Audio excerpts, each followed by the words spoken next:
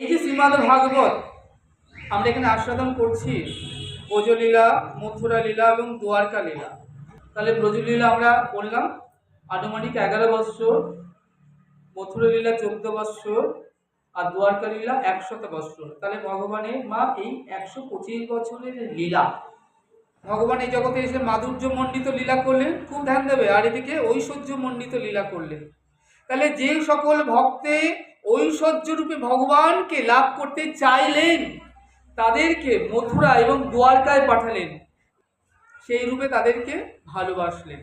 আর যে সকল ভক্ত মাধুর্য মণ্ডিত রূপে ভগবানকে লাভ করতে চাইলেন তাদেরকে আমার গোবিন্দ ব্রজে প্রেরণ করলেন, এবং ভগবান মাধুর্য মণ্ডিত রূপে ব্রজে বৃন্দাবনে অবস্থান করে তাদেরকে ভালোবাসলেন, তাদের সঙ্গে লীলা বিলাস করলেন, খেলা করলেন। তাহলে এই যে তিনটে লীলা অন্তে ভগবান এখন তিনটে লীলায় ভগবান পূর্ণ করলেন, ব্রজলীলা, মথুরা লীলা, দ্বারকা লীলা, তার 125 বছর পূর্ণ হলো। এখন লীলান্তে আমার লীলাধীশ শ্রী গোবিন্দ তিনি স্বধামে ফিরে যাবেন, অর্থাৎ নিত্য আনন্দ গোলকে ফিরে যাবেন। তো যখন এখন তিনি ফিরে যাবেন, প্রভাসে অশ্বত্থ বৃক্ষের নিচে আমার গোবিন্দ বসে আছেন। তাহলে বদনখানা বড় পাণ্ডু, অর্থাৎ কালো করে বসে আছেন। এমন সময় সেখানে আমার উদ্ধবজি এলেন। উদ্ধবজিকে কৃষ্ণ সখা,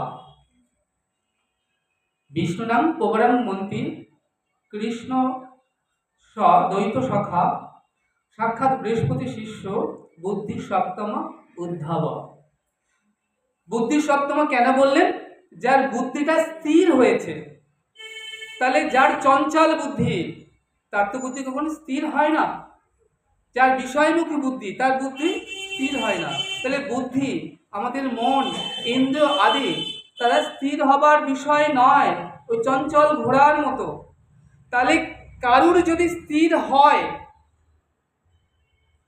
হ্যাঁ, তাকে বললেন বুদ্ধি সপ্তম। তাহলে কার স্থির হয়েছে? না, উদ্ধবজি মহারাজের।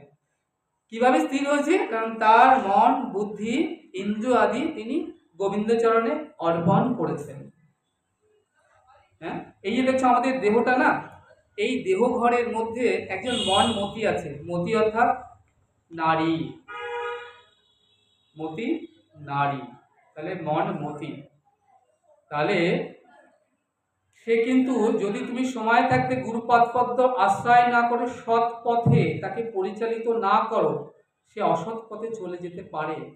কোনো দম্পতির একটি নারী সন্তান হচ্ছে, বহু অনেক সাধন করার পরে তার বয়স পেরিয়ে যাচ্ছে বিবাহের, কিন্তু পিতামাতা তাকে এখনো বিবাহ দিচ্ছেন না। সে যদি অসৎ পথে চলে যায় তাকে কিন্তু আর ফেরাতে পারবেন না, সেও কষ্ট পাবে, আপনিও কষ্ট পাবেন। তাহলে আমাদের অন্তরে যে মন মতি, এই দেহঘরের সর্বশ্রেষ্ঠ বস্তু একটি মন মতি। তাহলে এই নারীকে যদি সময় থাকতে থাকতে গুরুপাদ পদ্ম আশ্রয় করে ওই গৌর চরণে, গোবিন্দ চরণে সমর্পণ করে দিতে পারো, তাহলে কোনো দিনও মন মতি আর অসৎ পথে যাবে না। বলো নিতাই গৌর হরি হরি বল, নিতাই গৌর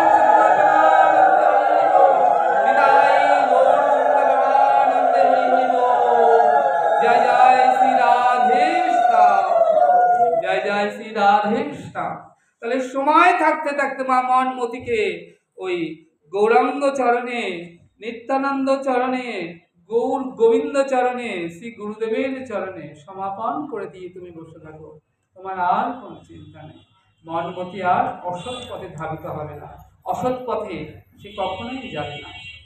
তাই আজকে উদ্ধবজি এলেন প্রবাসে, অশ্বত্থ বৃক্ষের নিচে আমার গোবিন্দ বসে আছেন। তো গোবিন্দ যখন বসে আছেন তখন কি হয়েছে? উদ্ধবজি গোবিন্দকে দেখে বলছেন, এ কি সখা, তোমার বদনখানা এত পাণ্ডুর কেন, অর্থাৎ কালো কেন? একই কৃষ্ণ কালো, তাতে করে বদনখানা যেন আরো কালো করে বসে আছে। গোবিন্দ বলছেন, আমার প্রাণপ্রিয় সখা উদ্ধব, আমার তো দেখো এই জগতে এসে তিনটে লীলায় আজ পূর্ণ হলো। এখন লীলা বিলাস সন্তে আমি আমার স্বধামে ফিরে যাব, আমি আমার স্বধামে ফিরে যেতে চাই। গোবিন্দ যখন এই কথা বললেন, উদ্ধবজি বলছেন যে তুমি এ কথা বলছো কেন? তুমি যদি স্বধামে ফিরে যাও তাহলে দাপর যুগের শেষে আসছে কলি যুগ। কলি হচ্ছে অধঃপতনের যুগ। তাহলে কলি জীবকে কে তরাবে, কে উদ্ধার করবে? বললেন, হে আমার প্রাণপ্রিয় উদ্ধব, কলি জীবের জন্য উদ্ধারের জন্য আর কোনো চিন্তা নেই। কেন না, তোমার মতো সাধুর হৃদয়ে কলিজীবের উদ্ধারের জন্য যে চিন্তা বর্তেছে, অর্থাৎ চিন্তার উদয় হয়েছে, তাহলে সাধুদের অন্তরে যদি জীব উদ্ধারের চিন্তা একবার উদয় হয়, কারণ জীবকে উদ্ধার করবে তো সাধুরাই, তাহলে কলিজীবে আর কোনো চিন্তা নাই। বললেন, না সখা তুমি যা বলো তা বলো, হ্যাঁ তুমি চলে গেলে জীব কেমন করে ভজন করবে, কেমন করে সাধন করবে, কাকে নিয়ে থাকবে? তখন ভগবান বললেন, তিনি আসছেন, আমি চলে যাওয়ার পর আমার প্রতিনিধি এসে কলিজীবকে তরাবে, উদ্ধার করবে, রক্ষা করবে।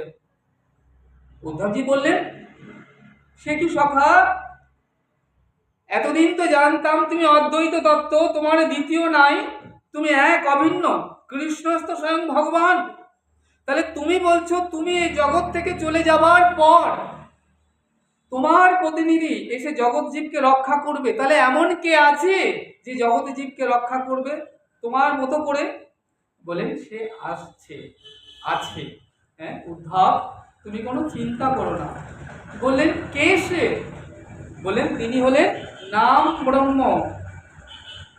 কলিযুগে নাম রূপে কৃষ্ণ অবতার, নাম হইতে কলির জীব পাইবে নিস্তার। বীজের মধ্যে বৃক্ষ যেমন দেখা নাহি যায়, নামের মধ্যে নামিয়াছে জানিও নিশ্চয়।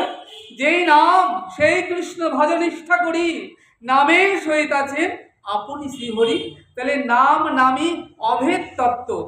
হে আমার প্রাণ প্রিয় উদ্ধব, আমি চলে যাওয়ার পরেও তাহলে কি হবে না, নাম রূপে অর্থাৎ বাকময় মূর্তি রূপে, রসময় মূর্তি রূপে, শ্রীমদ ভাগবত রূপে আমি জগতে আবির্ভূত হব, প্রকটিত হব। যদি জগতে জীব গুরুপাদপদ্ম আশ্রয় করে যদি আমার এই নৌকা একবার চড়ে যেতে পারে, উঠে পড়তে পারে, তাহলে ভবসিন্ধু সে তরে যাবে, তার আর কোনো ভয় নাই। হ্যাঁ, যতই সে এই সাগরের মধ্যে, বিষয় সাগরের মধ্যে হাবুডুবু খাক না কেন, কিন্তু তাকে এই ভাগবত নৌকা শরণাগত লাভ করতে হবে, তাহলে সে আমার চরণ পাদপদ্ম অচিরে লাভ করবে। তাহলে এই যে নাম আর নামই অভেদ তত্ত্ব,